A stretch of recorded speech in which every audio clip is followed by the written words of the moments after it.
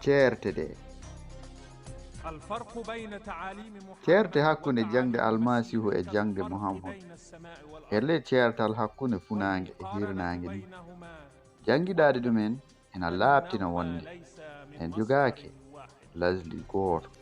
warde e habde.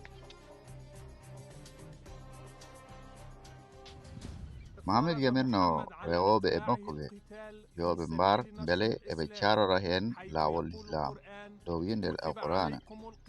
warngo far laama e mon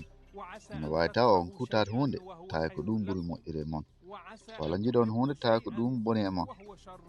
Allah mo andi onon o ganda. O yamiri kala dewowo e makko warde hefreɓe e ayeji kewɗi hono mbare ɓeeɗo kala ɗo keftoɗon ɓe te jaltinɓe kala ɗo ɓe jaltino on jarabareede baddigo onan wadde Allah e goɗɗum ɓuri warango bonde ni oto mbarodiri e maɓɓe hedde julirde hormininde to ha ɓe kaɓe mon so ɓe kaɓe mon mbareɓe ko ɗum woni jobdi hefreɓe. To jangde almasihu noon o yamiri kala dewowo e makko kañum e wonde ufnade e warde yimɓe wawa ummade to Allah ɗum umri ko e seydani tan o wi yahude en ɓe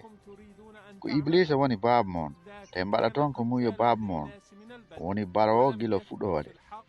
o meeɗa wonde e goonga saabu goonga Allah e makko. Isa haramni waar hoore e wiide o nani taniraɓe men mbiyanomo oto waar hoore kala bardo hoore darnete e yeeso ñaawo kono min miɗo wiya on kala pinnuɗo faade bannun